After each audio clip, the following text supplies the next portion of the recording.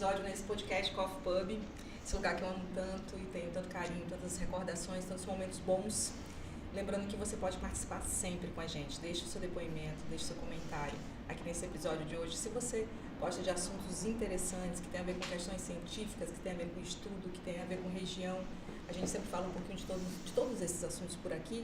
E o de hoje é extremamente interessante. A gente vai falar, olha, especificamente sobre esse livro, né? Mas dentro de uma ótica, ou seja, de estudos específico de autores que fazem parte dessa parte histórica, que tem estudo nessa região, que tem um trabalho científico apurado, que também tem vivência, que tem um olhar, né, como acadêmico, como pesquisador. E a gente vai falar um pouquinho sobre esses assuntos de hoje aqui, especificamente sobre o cannabis no Vale do Rio Branco. A gente vem com alguns detalhes desse livro, que vai ser lançado inclusive aqui no Café. Gosta de assuntos assim? Então já dá um like pra gente.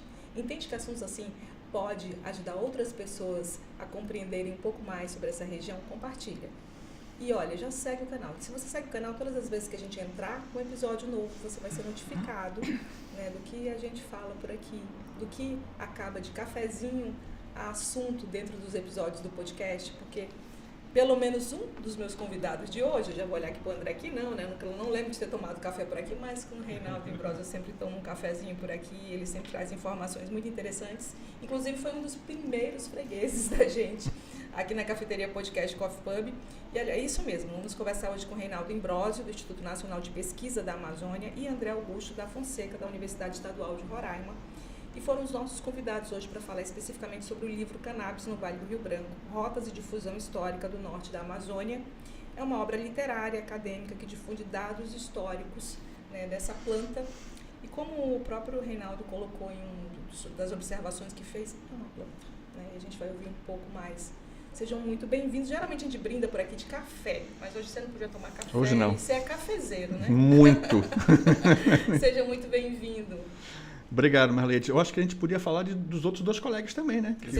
Sejam muito bem-vindos. Eu vou deixar vocês falarem dos outros autores, porque eu sei que tem um trabalho aqui muito forte de Reinaldo D'Ambrosio, Silvio Romério Briglia, Arthur Camussá, né, Citor, e André Augusto Fonseca, que a gente falou um pouquinho aqui, já brincando com ele, que ele, né, já chamando ele para frequentar o café aqui, para fazer mais parte da cena cultural. Sejam muito bem-vindos. Sejam bem-vindos, né? Enfim, vou deixar quem, não sei se você abre primeiro para falar um pouquinho, principalmente desse trabalho que colhe aí um pouco de estudo, de dedicação de todo mundo. Eu acho legal, se você me permite, André, rapidamente, claro. Falar um pouquinho de como a obra começou. Eu acho super interessante isso, que ela começou de forma super despretensiosa. Não teve pretensão nenhuma. Aliás, quando nós começamos o nosso bate-papo, foram bate-papos duos, né? Então, cada par de autores desse aí dialogava separadamente, até que os quatro se uniram para produzir o livro como um todo. Então, eu e o Romero batendo papo, Romero com você, né, André, batendo um papo. Depois eu troquei uma ideia com o Arthur Citor, que é o cara que faz um pouco a parte da geografia, do geoprocessamento, das rotas como um todo. E, de forma interessante, não sei se eu vou falar uma novidade para o André aqui agora, mas eu vou dizer até o dia, inclusive. No dia 14 de dezembro do ano passado, eu estava comentando com um aluno chamado Arthur, que não é esse Arthur daqui desse livro, é um outro Arthur, aluno de mestrado da UFRE, e comentando que a gente estava com uma ideia de produzir um paper, um artigo sobre as rotas de difusão da cannabis aqui no Vale do Rio Branco, já que não tinha nenhum tipo de assunto, né, relacionado aqui. E o assunto tão em questão nacionalmente? Eu acho que é um assunto picante, mas não deveria ser, porque nós estamos falando exclusivamente de uma planta, apenas uma planta, como fala meu amigo Rodrigo da UERP. E esse aluno chegou para mim seriamente. O Rodrigo está ali do outro lado, gente. Só para. A gente não vai poder mostrar a imagem dele agora, mas daqui a pouco eu pego uma imagenzinha fechada e coloco aí só para o pessoal ver quem é o Rodrigo, que ele está aqui também hoje. Não está participando do podcast, não sei porquê. E no dia 14 de dezembro, trocando ideia para finalizar o ano, que nós sempre nos reunimos, ele chegou para mim muito seriamente e falou: eu duvido que você escreva. No dia 15 de dezembro, no dia seguinte, eu comecei a escrever. Então, eu fui desafiado. Então, esse desafio também é importante, né, dentro da ciência, já que a bagagem, a troca de bate-papo, né, as expertises de cada um de nós aqui já estava delimitada. E foi mais ou menos assim que começou. Não sei se o André quer falar um pouquinho sobre isso também. É legal porque é uma obra interdisciplinar, né? Sim. E a gente vinha conversando porque a gente tem muito essa paixão, né, pela região, por Roraima, pela Amazônia. E essas trocas entre as especialidades, né? Você tem pessoal da história, geografia, botânica, ciências ambientais, ictiologia.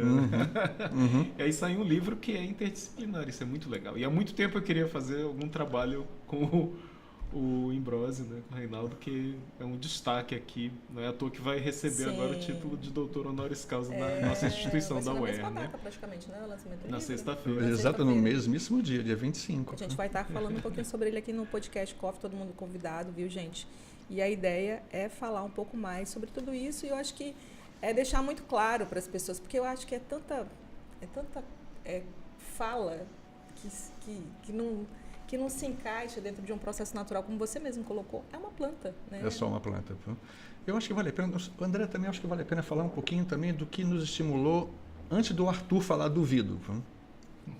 Tinha uma frase que estava num livro de um escritor chamado Robert Schomburg, que era um naturalista, explorador, né, o que se chama hoje de Alemanha, mas era um contratado do governo britânico, que traçou aqui a chamada linha Schomburg. Isso é outra história, depois a gente pode falar sobre ela. Na publicação que ele fez, por volta de 1840, tinha uma citação de uma senhora chamada Senhora Liberata. Ela, eu não sei se todo mundo é daqui, mas quem for vai se tocar rapidamente. Onde é o Yacht Club daqui, ficava ali aproximadamente uma localidade onde essa senhora morava. Ele estava lá em 1835, 1838, o ano exato, ele não prescrevia ali, né? Se não me falha a memória. Ele trocava argumentos com ela e ela ofereceu para ele um cachimbo com uma tal de erva balsâmica. E nós ficamos intrigados, afinal de contas, que erva balsâmica é essa? Que erva balsâmica... Quando você está falando de que tempo? Localiza esse momento... Entre 1830 e 1840. 1830 e 1840. Então ela serviu para ele... Era regência, né? Era denominada erva balsâmica por essa senhora. Então, ela ofereceu para ele uma erva balsâmica num cachimbo, que foi aceso por um pau, né, um galho imenso. Um tição, né? E acendeu. E só que ele não falou que era uma cannabis e nem falou se ele tragou. Passou de uma pessoa para outra. De mão em mão. E lembrando... Isso num círculo. Num círculo. O Schomburg, ele não estava solitário, estava com brasileiros que o acompanhavam e com os carregadores dele também e os guias dele também. Então, esse cachimbo, com essa erva balsâmica, com certeza absoluta, rodou na mão de todo mundo. Que erva balsâmica é essa? Cannabis? Não sabemos, não dá para afirmar efetivamente que o nome, o termo cannabis não estava lá. Mas em inglês é balsamic weed. Então, esse weed pode ser uma planta que transforma seu íntimo cerebral. Então, pode ser que tenha sido cannabis, a gente não sabe. Essa frase, esse parágrafo dentro desse texto do Robert Schomburg, nos ficou na cabeça. Por isso que depois do tal do duvido é que a gente realmente levou a cabo isso tudo. Sim, eu acho que fatos a serem estudados, pesquisados e decifrados, né? A gente tem as frases aqui dos autores, eu vou só ressaltar aqui para poder continuar falando. O Reinaldo Imbrósio colocou, como eu comentei no início, é apenas uma planta. Romero Biglia Ferreira colocou muitas histórias ainda a revelar sobre o Vale do Rio Branco, se referindo ao livro branco. Essa é apenas uma delas e estava na penumbra. Arthur Camusassitó disse: mapear as rotas é como desenhar as histórias da relação do homem com a cannabis. O André colocou: as atitudes dos grupos dominantes sobre a cannabis têm sido contraditórias há séculos. É assim que você vê? Dentro desse estudo, Sim. quando você vai detalhar? Porque, veja, o uso do tabaco e outras substâncias que alteram, né, a consciência, era muito difundido em praticamente todas as sociedades. Aqui na Amazônia você tinha o paricá, que é mencionado aí, né, no início do livro. Você tinha o tabaco, que é um produto originário da América e se torna uma mania na Europa, né, e que era produzido por escravos, por pretos forros, por indígenas no período colonial, porque era um produto muito fácil de cultivar e muito lucrativo. E provavelmente a erva balsâmica era tabaco, mas a gente ficou pensando por que ele chamou de balsâmico, né? Então tinha algum tipo de perfume, de aroma diferente, especial. A gente não sabe o que foi misturado ao tabaco, né? Mas era provavelmente tabaco, mas ficou esse mistério, né? Por que ele chamou de erva balsâmica? Não era comum usar essa expressão o naquele balsâmico momento. deve ser porque de alguma maneira ele se refere a um perfume, né? tinha um cheiro específico. Algum aroma agradável, né? Exatamente. Algum aroma agradável. Olha, a gente Inebriante. A gente tem uma imagem aí, quando se fala é apenas uma planta, até para poder especificar um pouco mais o que o livro traz aí de estudos, informações, até para orientar as pessoas em relação a isso. A gente tem a imagem, né, de uma parte aqui do livro que vocês procuraram detalhar. Há quem nunca tenha visto ou percebido, quando vocês lidam diretamente, você mais diretamente como pesquisador, já teve ali alguns grupos de acadêmicos, pessoas que vão em busca de informação sobre determinadas situações e em algum momento com alguma planta falou assim, mas é assim que é a folha? É assim que é a planta? Acontece muito, né? Acontece muito. Eu acho que nós estamos deixando passar uma coisa importante, que se vocês me permitem, do que nós estamos falando, né? De uma planta, evidentemente, mas como é que essa planta surgiu?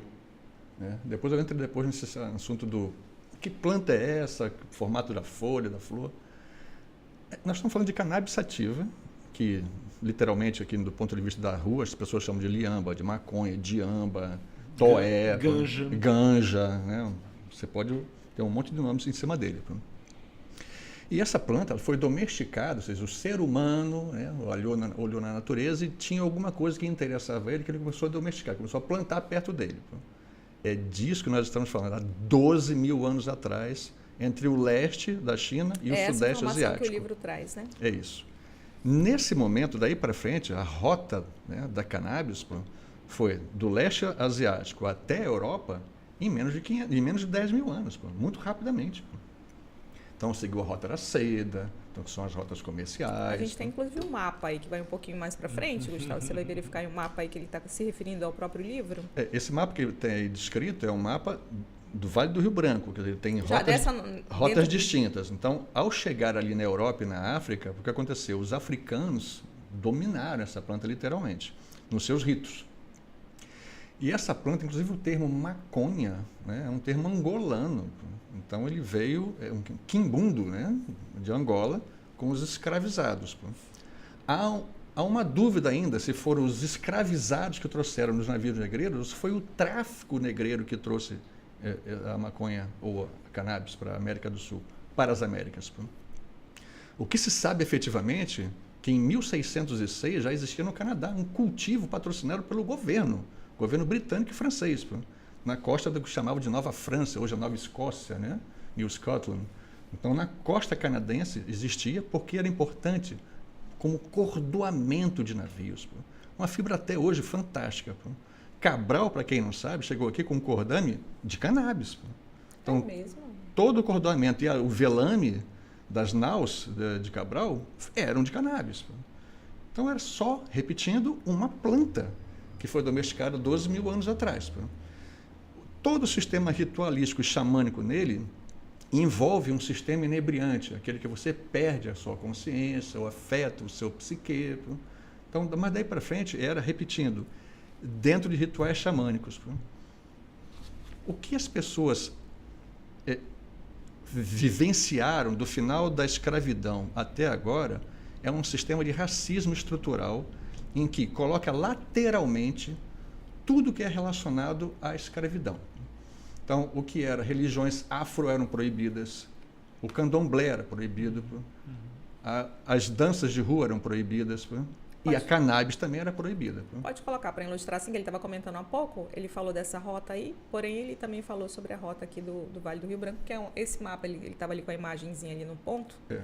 Pode colocar assim, né? Essa rota do Rio Branco, então, depois que a cannabis chegou aqui no Brasil, nas Américas, a nossa dúvida, afinal de contas, quando e como a cannabis alcançou o Vale do Rio Branco, hoje nós chamamos de Roraima, só podia ser por duas rotas. A rota chamada Rio Negro-Amazonas e a rota chamada Essequibo-Rupununi. Então, foi por conta disso que nós elaboramos esse livro. Não sei se eu perdi alguma coisa, André, que você quer... acho que é importante salientar isso. Você perguntou sobre essa ambiguidade, essa contradição, né, das classes dominantes sobre essa planta. como o Reinaldo falou, era uma commodity, era um produto fundamental. Você não tinha frota, né? Pensa século XV, XVI, XVII, XVIII, era navegação à vela. Você precisava de 90 e tantas toneladas de fibra natural do cânhamo, da maconha, para produzir essa cordoaria. Isso dava... A gente anotou ali quantos hectares isso significava para você abastecer um navio. E você tinha que repor, esse material se desgastava, você tinha que repor. Então você tinha fábricas de cordoaria que eram estratégicas, eram essenciais para qualquer país que pretendesse ter algum papel nessa disputa colonial, nessas guerras navais, né? nessa... Então, naquela época, ela tinha predominantemente... Ela tinha uma o olhar era função para essa essencial. função. Ela era uma commodity indispensável para qualquer potência marítima do mundo. Então, você precisava de milhares de toneladas de fibra natural produzida a partir da cannabis, né? Agora, era uma cannabis com menor potencial, né, de THC. Isso. Então você tinha a cannabis índica e a sativa, né? E aí você teve plantações feitas pela coroa portuguesa, coroa espanhola, francesa, inglesa, como o Reinaldo falou. A cidade de São Leopoldo, uma importante cidade do Rio Grande do Sul, que depois viria a se tornar o foco da colonização alemã a partir de 1824, esses colonos se estabelecem numa fazenda que era da coroa portuguesa antes da independência, antes de 1822, que era a Real Feitoria do Linho Cânhamo. Então todo mundo que é gaúcho sabe dessa história. Então era a Real Feitoria do Linho Cânhamo. Linho Cânhamo é cannabis, né? Então você tinha que ter essa produção. Então teve todo esse incentivo, inclusive na Amazônia, né, que era o estado do Grão-Pará e Maranhão, depois Grão-Pará e Rio Negro, que se tentou, desde o Mendonça Furtado, que era irmão do Marquês de Pombal, 1751 em diante, 52. Você tá ele falando tentou... de um Brasil medieval, de certa forma. Não, Brasil é colonial, né? Colonial, na perdão. Idade Moderna. É. E aí se tenta plantar cânhamo, mas sem sucesso, né? Assim como se tentam outros produtos para exportar, como anil, etc., já que Portugal tinha perdido as colônias da Ásia, né? A maior parte delas.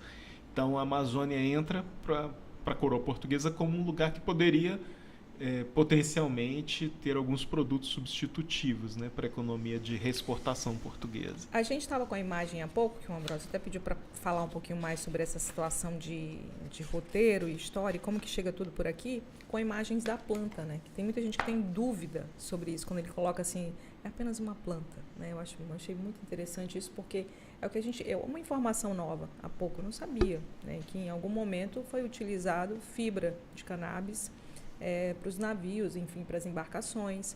Essa é uma das informações. E vocês detalham no livro um pouquinho dessa imagem, né? Vocês trazem também uma figura com detalhes. Então, a figura aí da planta, solta aí um pouquinho aí, Gustavo, que vai dar semente a esses traços, um pouquinho de como que ela se germina e tudo mais, né? Vocês trouxeram também essas informações técnicas, né? Aí ele liberou, eu não sei quem comentaria. Na verdade, essa fotografia é para mostrar que, repetindo mais uma vez, estou ficando até cansativo, talvez até chato, é que é só uma planta. Então, o que nós colocamos aqui, nessas primeiras páginas, é mostrando que é um vegetal. E essa estigmatização da cannabis, ela é historicamente muito recente, né? E você vê que ela está associada a um contexto histórico de estigmatização e criminalização da população negra. Veja, esses nomes, tem muitos nomes populares, né, ganja, liamba, elas indicam também por qual rota ela veio. Então, por exemplo, nas Antilhas, antes do auge da colonização inglesa, você teve a presença da cannabis usada de forma recreativa no México. E há uma teoria de que foi a partir de sementes melhoradas, selecionadas pelos indígenas mexicanos, a partir das sementes que a coroa espanhola mandou introduzir para plantar o cânhamo, né, a cannabis. E eles desenvolveram uma variedade, marihuana, que era que tinha um potencial psicoativo mais forte. Mas depois teve outro momento histórico, teve outro processo histórico, que foi a chegada dos ingleses para introduzir as produções, a plantation, né, de agroexportação, que eles aprenderam com os portugueses, né? Então os holandeses, ingleses, franceses tentam competir com a produção do açúcar, do tabaco, né, e outros produtos do algodão para abastecer o mercado europeu em expansão. Aí você teve um movimento abolicionista em 1830, na década de 1830, exatamente na época daquela situação da erva balsâmica aqui, onde hoje é Boa Vista, né, com Richard Schomburg e a Dona Liberata, que era descendente lá do Frei José dos Inocentes. Naquele exato momento estava acontecendo a abolição da escravidão no Império Britânico, no Império Colonial Britânico. 34. E aí os britânicos trazem milhões de trabalhadores da Índia, né, da grande região que hoje é Paquistão, Índia, Bangladesh. Os coolies, né, trazem esse pessoal que eram indentured laborers, quer dizer, eles não eram formalmente escravos, mas eram pessimamente tratados, tinham uma rotina de trabalho extremamente extenuante, cruel, eram condições horrorosas de trabalho, que hoje seriam consideradas análogas à escravidão, mas eles recebiam salário e tinham um contrato. Então eles eram trazidos para substituir a mão de obra escravizada de origem africana que tinha sido libertada. E eles não queriam, obviamente, continuar sendo submetidos àquele trabalho nas plantations, né? Na plantação monocultura de agroexportação. Só que para eles suportarem essa carga de trabalho, eles trouxeram um costume deles, a ganja. Então, em uma região você tem a marihuana, que é aquele processo histórico que eu falei. Em outra região das Antilhas do Caribe é a ganja. E no Brasil, norte, nordeste, era a liamba. Essa denominação que eles davam. A denominação indica por onde ela chegou. A rota. A rota por onde ela chegou. Como é um nome africano, você percebe que esse produto ele foi introduzido pela rota atlântica, né? Junto com o tráfico transatlântico, da África para o Brasil. Nas Antilhas, aquele costume cultural que tinha antes foi substituído pelo ingresso rápido e massivo de trabalhadores de origem indiana, né? A gente sabe, a gente vai na Guiana ver, acho que metade da população ou mais é de origem indiana. Então eles trazem a ganja. E isso era um mercado, era um comércio publicamente conhecido, né? A gente tem até o número de quantas mil toneladas de ganja, né, de maconha eram trazidas anualmente para a Guiana Britânica, na época colônia inglesa, né, colônia britânica. Agora, a gente observa, você falou aí, você trouxe uma informação que eu não tinha e que eu acho até muito interessante, né, que é essa parte toda da navegação e tudo mais, com cordas, enfim. Isso foi apagado pela estigmatização, que é a questão toda desse olhar, né? A gente falava pouco, antes do episódio, sobre essa marginalização em relação a todo olhar, porque ele mesmo repetiu há pouco. Eu estou ficando repetitivo, mas é uma planta, é uma planta. Sim, a gente olha, mas é como se fosse... O tempo foi desdesenhando funções de uma planta, né? Para regredir, dizer assim mesmo, não serve porque tem a ver com isso e isso não é bom. Porque foi associado à população de origem africana. E a gente sabe que isso se desdobra em uma série de situações, porém essa fica muito clara e evidente. A gente sabe hoje da capacidade de tratamentos com a planta, enfim. Hoje no livro vocês desenham também um pouquinho sobre isso? Vocês trazem estudos sobre essa questão? Aí a gente vai vendo, né, as fontes, os documentos do século XVIII, e no XIX você tem imprensa, né, porque o Brasil, enquanto era América Portuguesa, enquanto era um domínio de Portugal, tinha uma proibição da imprensa. Aí no século XIX você tem a permissão, você tem uma difusão da imprensa, e aí começa a ter jornais. Aí a gente foi atrás dos jornais do Amazonas e do Pará. A gente encontrou coisas muito interessantes, né, que sublinham essa contradição, essa ambiguidade das classes dominantes. Primeiro, a gente percebe que tinha uma difusão muito grande da liamba, né, da cannabis, o seu uso recreativo no norte e nordeste. Não se falava nordeste, se falava norte, as províncias do norte. Era virtualmente desconhecida no Rio de Janeiro, por exemplo, até início do século XX, né? E havia poesias, havia poemas publicados em jornais, mas todos eles mostrando essa ambiguidade. Era uma coisa meio que proibida, mas que todo mundo sabia o que era, todo mundo conhecia. Mais ainda, a gente viu que tinha municípios do Pará em que a Câmara cobrava um imposto sobre a maconha. Ou seja, Mas como assim? não havia uma legislação federal Pra abrangente, nacional, proibindo o uso. Então, a população pobre estava, como de costume, sujeita às mais absurdas arbitrariedades. No mesmo ano em que você tem notícias de mulheres, essa triste realidade que se via em toda a América, e se via no Brasil no século XIX, e se via no Brasil em toda a América hoje, né? Que é mulheres encarceradas. A maioria delas, grande parte das mulheres encarceradas é por quê? Porque tentou entrar com maconha na prisão para levar para o seu companheiro. Já isso em 1890, você vê. Em 1890. Mas, ao mesmo tempo, você tinha lugares em que a maconha era vendida livremente, em que até uma Câmara de Vereadores do interior do Pará cobrava um imposto, né? O governador tinha um preconceito, ele queria acabar com isso, mas ele chegava numa cidadezinha do interior, tinha a venda nas lojas. A Associação Comercial do Pará tinha um museu. A gente tem essa imagem aí, que é uma imagem de uma fachada de loja na fotografia. É um museu. É um museu, né? Museu do Comércio. Então, os empresários do Pará mostram lá o produto liamba como o tabaco, como tantos outros produtos importantes do comércio do Pará. Que isso está dentro do livro, né? Exato. Vocês fazem essa menção toda à rota, essa difusão. E hoje, mais especificamente, quando se fala de estudo nessa área mais medicinal, o que realmente a gente pode falar para as pessoas em relação a isso? De repente, olha, é interessante você ter um aprofundamento mais, porque ou o livro vem mais com essa questão da rota. Histórica mesmo. A gente encerra nos anos 50, né? Porque nos anos 30 tem a proibição. 38 e demos um pulinho na década de 50 por conta do átomo. Tem a proibição federal, né? Você tinha uma onda de repressão influenciada pelos Estados Unidos. E aí o Brasil é uma ponta de lança também, né? Nessa criminalização, nessa estigmatização.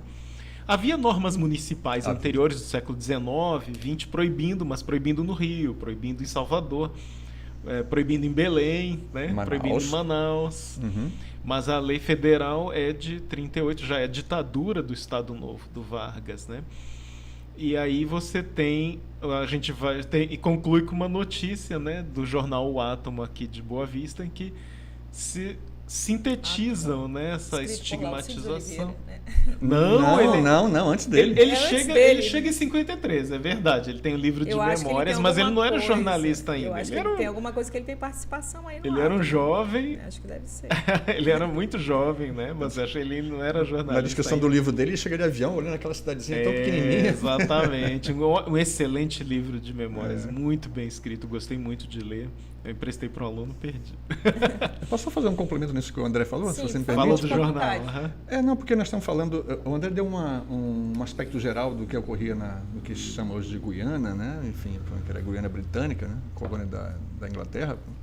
Mas em 1830 teve a cabanagem aqui no Brasil. No Brasil, na região norte. E a cabanagem foi uma espécie de revolta, né? De mestiços, de indígenas. Literalmente, foi tomado o poder, inclusive. Sim. E a partir disso começou a haver reação, né, da elite que sobreviveu a essa revolta. Então, como é que a reação se deu? A reação se deu com legislações municipais, porque não havia uma legislação federal para todo o país, que abrangesse todo o país. De forma interessante, houve um código de postura da cidade de Manaus, da então criada cidade de Manaus, que era derivada da vila de São José do... Era Barra do Rio Negro. Barra do Rio Negro, da Barra do Rio Negro. O Código de Postura, no seu artigo 50, frisava textualmente que seria preso, encarcerado, aquele que plantasse ou consumisse a diamba, que em Manaus se chamava naquela época de diamba. Quem consumia diamba naquela época? Se não eram os mestiços derivados da cabanagem, se não eram os negros derivados da cabanagem, que haviam se revoltado. Então, todo um sistema municipal que tinha um poderio local, fazendo com que a repressão cultural adentrasse culturalmente, evidentemente, nessas comunidades que haviam se revoltado poucos anos atrás. Outra foi, se não me falha a memória, qual o nome daquela cidade do... Eu não lembro agora, mas Fugiu. Era uma cidade do interior, uma vila do interior do Pará, fez também. Exatamente. tudo muito associado a um preconceito. Muito associado ao preconceito. Enquanto isso, ele falou que também, achei fantástico essa lembrança, foi enquanto isso, botavam no jornal, vendiam, porque as características, né, de cada um dos governantes municipais diferenciava. Era muito contraditório, né? Completamente, não havia uma regra geral. A gente também viu que tem algumas notícias, por exemplo, tem o estigma, né? Se você tem uma pessoa que escreve uma carta ao jornal denunciando, atacando uma personalidade política, dizendo que ele consome a liamba, que isso era uma coisa de negros, né? Então era algo estigmatizado. Que não podia, mas você tem também em outro jornal, em outro momento, isso tudo século XIX, período imperial ainda, em que uma pessoa, um leitor, escreve ao jornal denunciando a maldade, a perversidade de um sujeito político, né, de destaque no Amazonas, mas que ele era tão cruel que ele tocou fogo na plantação de liamba de uma família de pobres negras. Que atingiu a plantação de fumo também, né? Exato, mas veja, não era considerado algo ruim por toda a população. Havia uma divisão. Havia pessoas que consideravam totalmente inofensivo, por exemplo, né? E consideravam uma crueldade destruir essa plantação de uma família de pobres negros. Mas veja, toda a América Portuguesa no período colonial, todo o Império do Brasil consumia vinho do Porto, consumia aguardente, todo tipo de bebida alcoólica. E a taxação no período colonial, a taxação sobre essas bebidas era uma das mais importantes fontes de renda do Estado, da administração pública. E não era estigmatizado. Assim como o tabaco era um importante item de exportação, também não era criminalizado. Só que essas plantações eram pequenas, eram roçados, né? Então você não tinha nenhum motivo para proteger ou para legalizar ou para impedir que fosse criminalizado, né? Então era uma outra dimensão, era um produto que não interessava a lógica do comércio internacional. Não era uma commodity, não interessava. Era como se você estivesse plantando qualquer coisa no seu jardim, não interessava em absolutamente nada. Com exceção da Guiana, né, que a gente viu que tinha um comércio grande internacional de importação da ganja, né, por conta da migração. Por conta dos trabalhadores. Exatamente, os trabalhadores. Caso contrário, seria absolutamente nula essa questão. É interessante porque esse livro ele traz essa ideia da rota, né, dessa planta. Acho que não só, eu tinha num primeiro momento associado muito a questão amazônica, mas vocês vêm aí com recorte, né, dentro do país, de certa forma, né, da introdução dessa planta dentro do país. Quando a gente olha para aspectos do local, da vivência, vocês tratam muito numa época, essa questão com a Guiana e dentro do livro traz informações sobre isso com o olhar de comunicação da época, né? Como você falou há pouco, dentro do próprio jornal O Átomo, né? O que é negativo, então, você vê que por um período essa relação com o país vizinho sempre foi de muito preconceito em relação a questões de tráfico, droga, contrabando.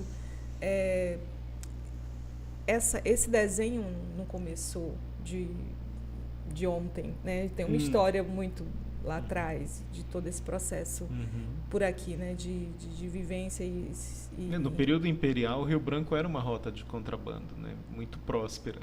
Ainda havia lojas, né, em Manaus no período imperial, nos anos 1850, 60, que vendiam armas finas do Rio Branco. Eram armas produzidas pelos ingleses que eram introduzidas pelo Rio Branco. E chegava até Manaus e tinha lojas especializadas em vender armas finas do Rio Branco. Você nasceu aqui? Sim. Conta um pouquinho dessa história. Da minha história? Bom, eu estudei na Está no podcast, agora a gente vai falar um pouquinho mais. Estudei na Escola Técnica, primeira turma, né, do que hoje é o Instituto Federal. Fui estudar História na Federal Fluminense, no Rio. A família do meu pai é do Rio. Família da minha mãe é do Piauí. E depois fui morar no Rio Grande do Sul, fui professor do ensino fundamental lá. Fiz mestrado em Educação na Federal do Rio Grande do Sul, voltei para Roraima. atuei alguns anos em escola em formação de professores na pedagogia na Estácio, né, que era a atual. Aí fiz o concurso para a UER em 2010, desde 2011 estou na UER, fiz o doutorado na Federal do Rio de Janeiro, em História Social. E trazer aspectos de informação, cultura e história, eu acho que você sempre... É um olhar de colaboração. Aqui você está muito além, né? Eu acho que as universidades, de um modo geral, faculdades e todo o ensino acadêmico, de um modo geral, sempre olhou muito para dentro do muro, né? E você vê que um conteúdo desse vai além. Eu acho que, eu digo dentro do muro no sentido assim, vamos transformar em conteúdo acadêmico, como fonte de estudo, somente para um grupo de pessoas que têm acesso. Mas o assunto, a gente lançou informações sobre o lançamento do livro aqui na cafeteria e várias pessoas entraram lá nos directs, inclusive aqui da cafeteria, fazendo perguntas se ia trazer estudo profundo, se o pessoal já estava vendendo medicação, enfim, é tanto desencontro e informação, cada um tem o seu olhar diante do tema. Por isso que eu te perguntei um pouquinho para você falar dessa sua questão de formação, ele vai receber reconhecimento honoris causa. Fala um pouquinho sobre isso, essa emoção, esse sentimento. Como é que você vê isso? Ele está falando, antes ele estava comentando assim, vou continuar andando de sandália havaiana, porque é um título muito de merecimento dentro do meio acadêmico. A gente sabe o quanto é importante. Quero que você fale um pouquinho, para depois eu terminar aqui o que eu meio que comecei falando aqui sobre essa questão dos muros acadêmicos. Eu acho interessante falar o seguinte, porque quem recebe um título honoris causa é por sua biografia, mas lembrando, você não constrói biografia sem outras biografias. E eu tenho isso claro na minha cabeça. Eu tenho claro que quando eu cheguei aqui, eu tinha uma biografia muito solitária. E eu comecei a fazer parceiros para que as biografias dos demais fossem também as minhas biografias e a minha biografia fosse dos demais. Foi exatamente o que aconteceu. Que é uma contribuição social, né? Sem dúvida nenhuma. Você não faz ciência, o que eu faço mais ou menos há uns 40 anos, talvez no iniciozinho não, era uma coisa mais intuitiva, mas você não faz ciência se você não tiver parceiros. Então não adianta, não existe ciência solitária. Aquele tempo dos anos 1700, 1800, que tinha os naturalistas que ficavam 10, 15, 20 anos estudando um único tema, acabou. Então isso agora tem que ser com parcerias. Mas na Idade Média, né, os professores universitários, eles diziam, nós somos anões, mas conseguimos enxergar mais longe que os antigos, né, Aristóteles, Platão e tantos outros, e Arquimedes, né? Porque nós somos anões, mas estamos sobre os ombros de gigantes, né? Então, é a imagem do anãozinho ali, que é como eles se consideravam humildemente, né? Intelectualmente anões, mas como eles se apoiavam nos ombros de gigantes, eles podiam ver mais longe que o Arquimedes, Platão, Sócrates, Aristóteles. Eu dei muita sorte quando eu cheguei aqui. Eu cheguei naquele período temporal, assim, que as coisas estavam acontecendo. E eu, por acaso, tinha acabado de chegar. Foi quando o Museu de Roraima, por exemplo, foi inaugurado. Foi quando o Centro de Ciências de Roraima foi inaugurado. Eu participei das duas equipes. Então, isso começou a me dar cancha.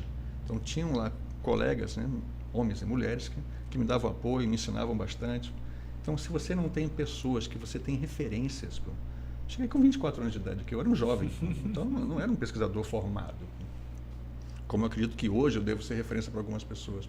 Sim. Então, naquela época foi muito importante ver, por exemplo, Deleuza Lopes Sete Silva, uma referência de botânica, Manuel do Nascimento, que já faleceu, mas enfim, era uma referência na área de zoologia, Celso Mourado de Carvalho, que era outra referência na área de zoologia, Maria Antônia de Melo Cabral, que está viva até hoje, era do Centro de Ciências de Roraima. Então, começaram a me dar aporte, não só da parte científica, como a parte administrativa.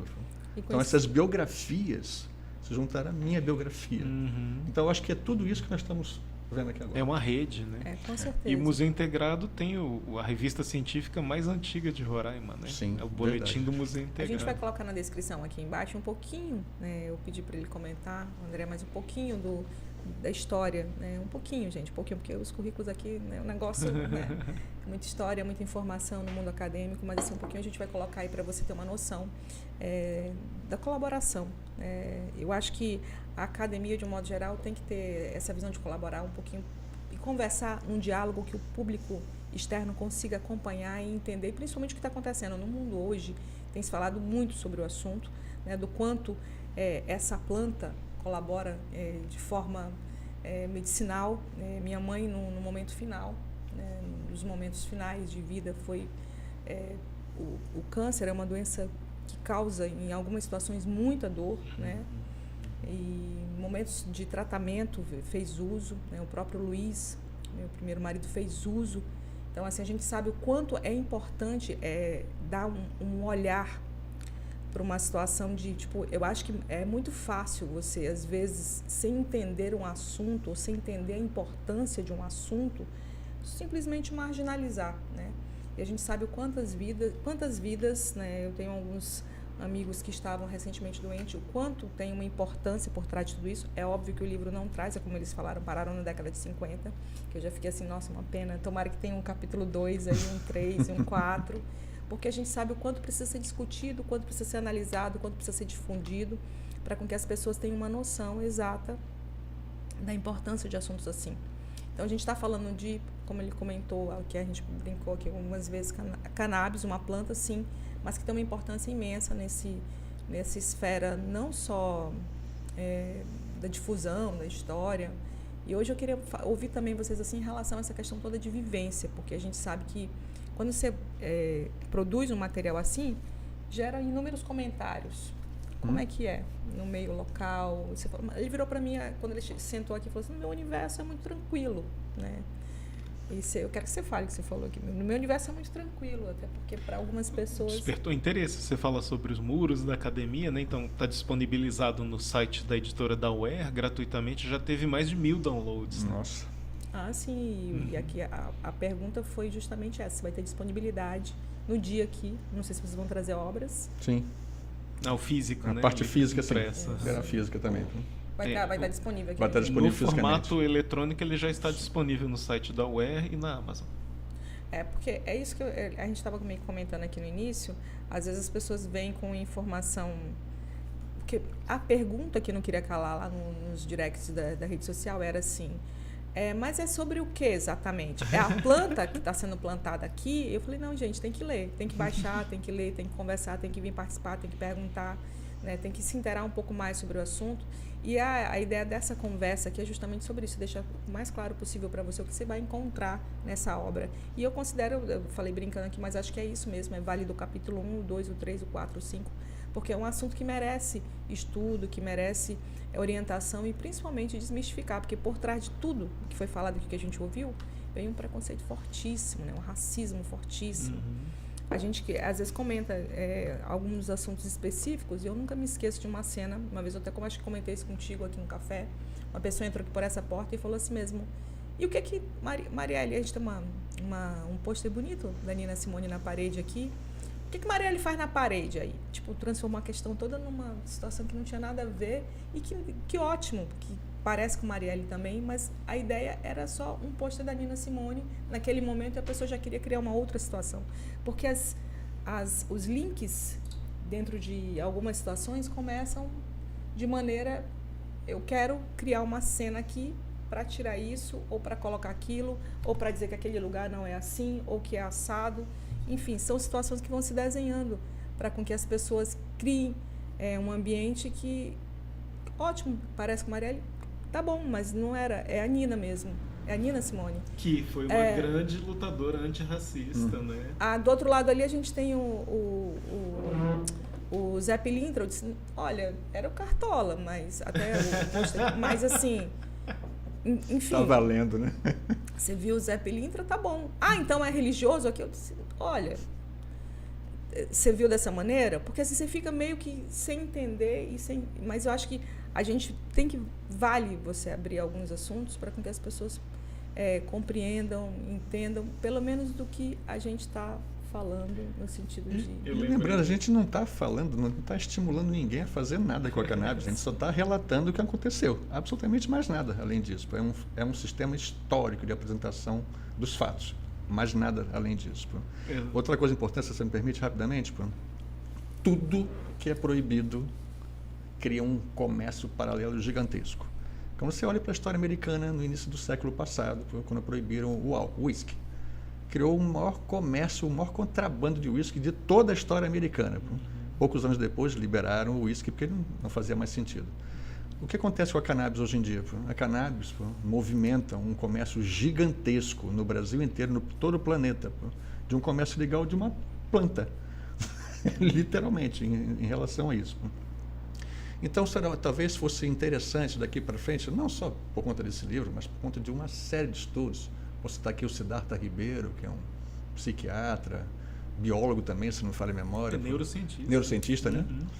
Então, enfim, tem vários estudos relatando uma série de coisas que você falou da sua mãe, falou do seu marido, que tomaram o CBD, medicações à base de CBD, com certeza. Não foi de THC, que é o princípio ativo da cannabis. Não foi do tetrahidrocannabinol. Foi do CBD, que é uma outra fração completamente diferente, tá? Que vai agir em outro momento. Né? Tu tá, Olha até ali. Não, eu não sou neurocientista, nem trabalho com a parte de neuromedicina. Mas foi para dor, né? É para dor, é para aliviar a dor. Não é para a pessoa ficar embriagada, ou como as pessoas têm um imaginário, você na rua matando todo mundo, não é nada disso. É uma coisa que você toma para aliviar a sua dor. Só para isso. Então, isso aqui serve para isso também.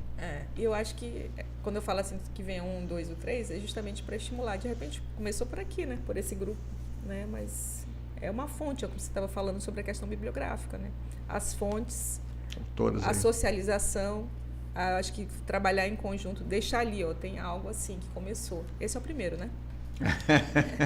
Você falou dessas duas situações de ignorância ligada a preconceito e medo, né? O medo provocado pela ignorância. Eu lembrei do episódio do Stanislau Ponte Preta, FEBEAPA, né? 68, ele falando sobre os agentes da ditadura que invadiam casas e aprendiam livros sobre cubismo, porque na visão dele só podia ser apologia a Cuba, a Revolução Cubana.